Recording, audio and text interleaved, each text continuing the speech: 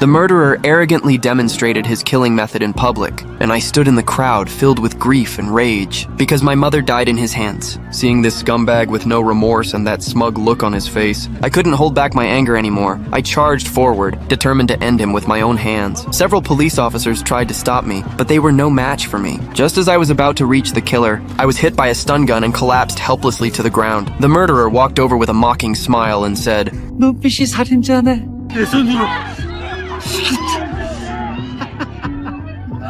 너한테까지 손상 걸지 모르겠다. Watching all this from the crowd, John froze. He saw the same pain he once had, the pain of losing someone he loved. Only those who lived through it would understand. Since Korea has no death penalty, even the worst criminals eventually walk free through loopholes. No matter how heartbroken the families are, all they can do is silently endure their loss. So John spent 20 years building a revenge base, created specifically to punish those who escaped the law. He named the team the Revenge Taxi. The members included Lisa, the hacking expert, Mark and Jim, the mechanics, and John, the mastermind behind it all. Now they only needed one thing: a highly skilled driver. After seeing my skills earlier that day, John was instantly interested. That night, he pulled up my records. Turned out, I was a retired Special Forces soldier, exactly the kind of talent the team needed. After learning my background, John approached me without hesitation and handed me a taxi driver's card, inviting me to join the Revenge Taxi and bring justice to those above the law. At that moment, I was burning with anger from being unable to avenge my mother, so I agreed right away. My first mission was a rapist who should have received life in prison, but walked free by claiming mental illness. The crowd protested with signs, but nothing changed, so they threw garbage at him in frustration. That only provoked his true nature. The criminal who acted so humble in public showed his real face the moment he got into the car, but he would never act arrogant again because he was sitting in my model taxi. At the intersection, I made a perfect drift and turned into a side road. Jim had already blocked the reporters, pretending his car had stalled. The criminal, thinking I'd shaken the reporters off, looked pleased until he realized something was wrong. I was driving him in the opposite direction. He yelled at me, demanding to know where we were going.